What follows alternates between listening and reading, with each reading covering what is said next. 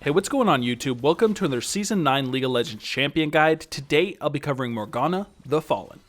Morgana's a champion that has some decent damage considering she is usually found in the support role.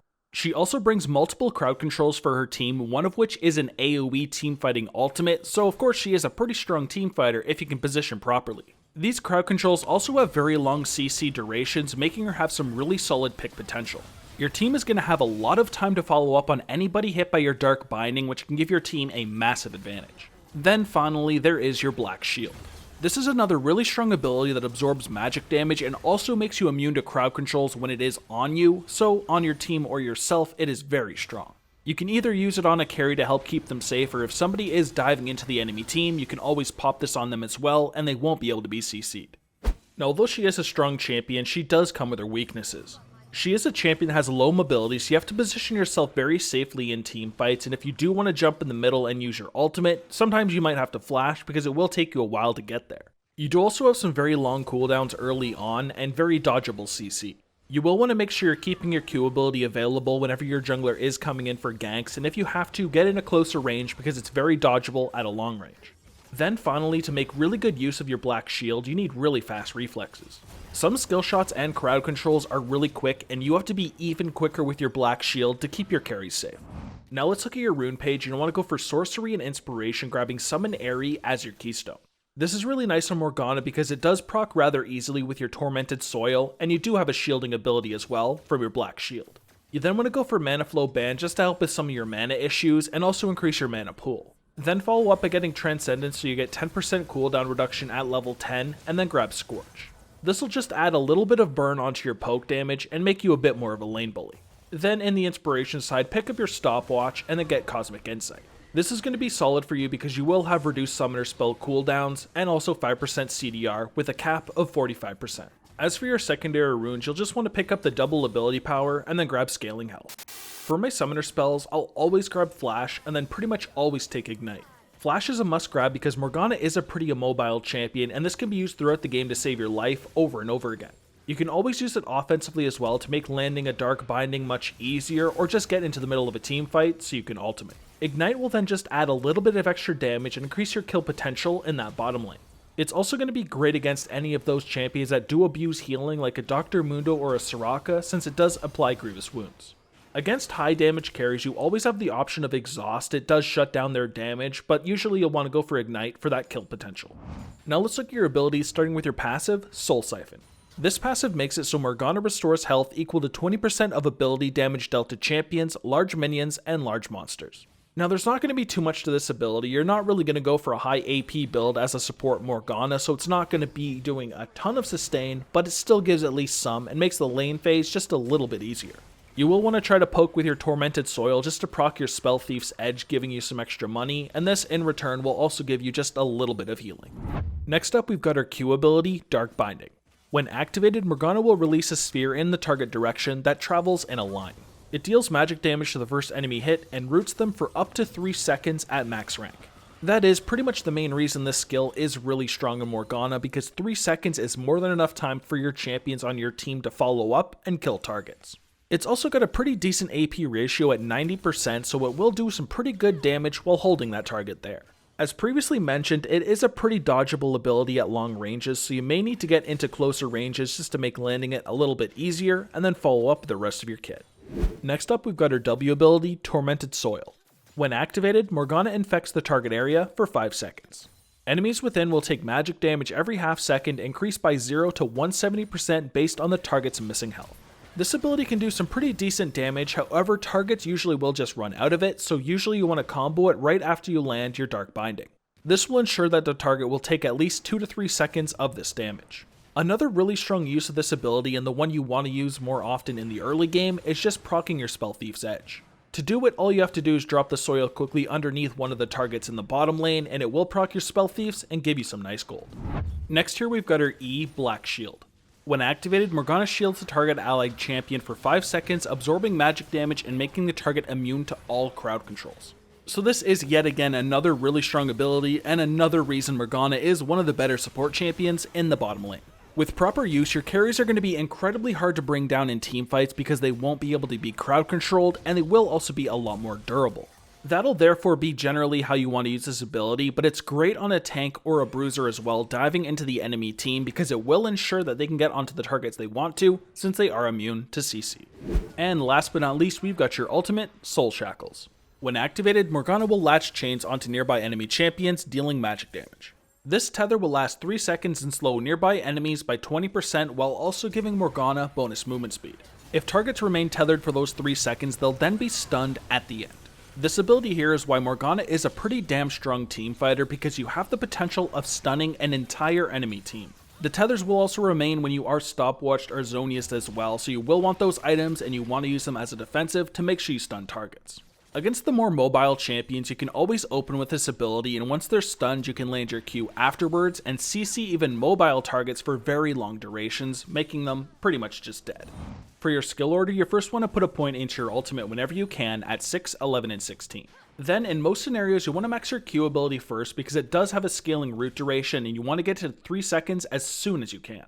You'll then want to max your shielding ability second just to make the shield a little bit bigger so those targets will remain crowd control immune.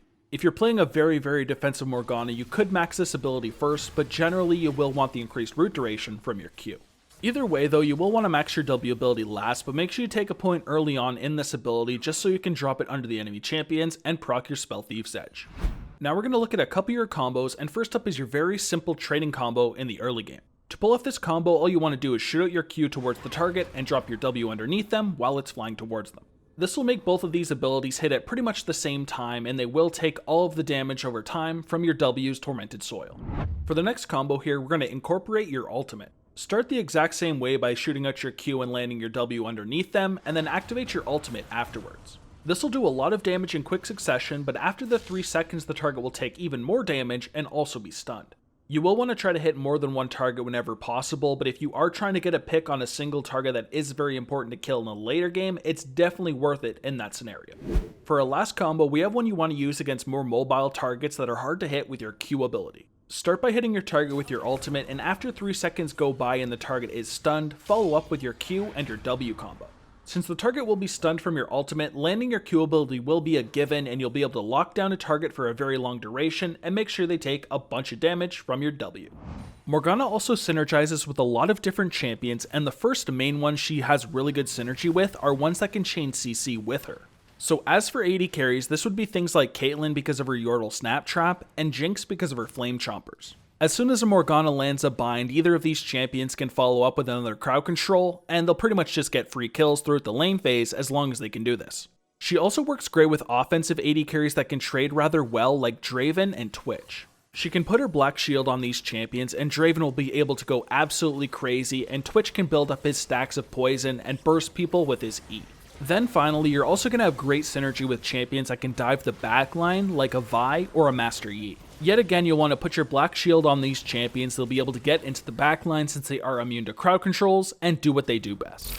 During the lane phase, you'll first want to try to poke the enemy as much as you can with your Tormented Soil to proc your Spell Thief's Edge and give you a little bit of damage on that enemy champion and some self-sustain. You'll also want to try to land your Dark Binding when the enemy champions aren't blocked by minions, and if it does land, all in them and try to trade aggressively. Keep in mind you do have your Black Shield available as well, so block crowd controls with it whenever you can and try to absorb damage from the shield. Finally, as you are the support champion, you will want to try to keep your lane warded as much as possible, as well as the side brush. Having good vision can keep you safe from roams and ganks and allow you to trade aggressively with the bot lane and try to get a lead and snowball. When teamfighting as Morgana, you want to first look for picks with your Dark Binding. Catching a single target that's out of position or trying to flank is a great way to give your team a massive advantage if you can bring them down or get them on a really low health pool. You'll also want to follow up on engagements with your Soul Shackles. If you can, wait until multiple enemies are kind of clumped up together so you can get this on multiple targets and stun them.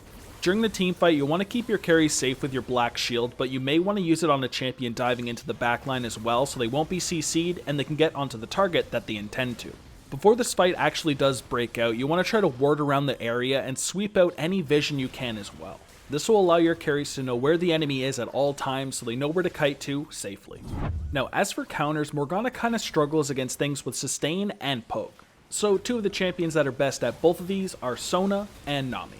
Against these champions, you want to try to soak as much of their poke damage as possible with your Black Shield. Both of these champions are not very mobile as well, so you want to try to hit them with a Dark Binding, and since they are very squishy as well, they should be free kills as long as you can do this. Strong early game AD carries can be pretty hard for you as well, like Draven. He outputs an insane amount of damage with each auto attack when he has his axes available, and your spell shield doesn't really do too much for you. His pathing is somewhat predictable though, because he has to go to certain areas to pick up his axes, so try to take advantage of this and bind him. Then finally, other AD carries are pretty hard for Morgana as well, like Vayne and Sivir. Sivir can be pretty annoying because of her spell shield that'll block your Dark Binding, and Vayne is pretty hard to hit because of Tumble. These are champions that you may want to open up with your ultimate when you're comboing them. When they are stunned, then you can go for a Q. Alright, now let's finish off this guide with your itemization, and first you want to start with a Spell Thief's Edge, health potions, and a warding totem. This is the start you want to go for because you will get some nice ability power and mana regeneration, and it's pretty easy to proc your Spell Thief's Edge with your Tormented Soil. Now as for those core items, you want to go for Boots of Mobility, Remnant of the Watchers, and Azonia's Hourglass. Boots of Mobility are really nice to Morgana because you can get into a position to land your Dark Binding, and you can roam around really quickly. You then got the Remnant of the Watchers there because it is the upgraded Spell Thief's Edge that is also going to allow you to ward. Then you've got the Zonias there as a defensive because Morgana has to get into the middle of team fights to get off really good ultimates, and this stasis is a great way to remain alive so you can stun targets and give your team a really good advantage. Now as for your item pool, first you have Redemption. This is a really nice item because you will get a decent chunk of health, 10% cooldown reduction, and both health and mana regeneration. It's then even better because it will increase the strength of your shield and you can call down a heal as well, which is great when you are trying to just stay sustained through team fights or to try to siege onto the enemy. Next in the item pool would be an Ardent Censer. This is a really great item because you will get a chunk of ability power, 10% CDR yet again, and 50% base mana regeneration. It is even better though because you also get some shielding power as well, 8% movement speed, and whenever you do shield an ally, they'll get increased attack speed and on-hit magic damage. That can just straight up buff your carries and increase their damage, giving them just a little bit of extra kill potential. If you're looking for a great defensive option, you could always get a Locket. This gives you a good chunk of armor and magic resist, but you can also activate the item as well to give an AoE shield that can hit your entire team. It's a great way to help shut down AoE damage from champions like Brand. Then finally, we've got the Twin Shadows, or pretty much any ability power item out there if you did want one. Twin Shadows is one of the better ones though because you will summon ghosts that come out, chase targets, and slow them, making landing your bind a lot easier. Since Morgana does have some pretty decent AP ratios, there's tons of other ability power items out there like say a Rabadon's Deathcap that you could get, but generally you want to be a more supportive type of role. But that, ladies and gentlemen, covers everything I've got for Morgana in Season 9. If you guys did enjoy the video, please make sure you like and subscribe, and also visit my video description down below. I've got a link to all my different social medias, including my Discord server, and I do have a Twitch channel I stream on now as well, so that's another link down there if you do want to see me live. But other than that, thank you guys again for watching. I really do appreciate it, so take it easy, have a good day, and peace.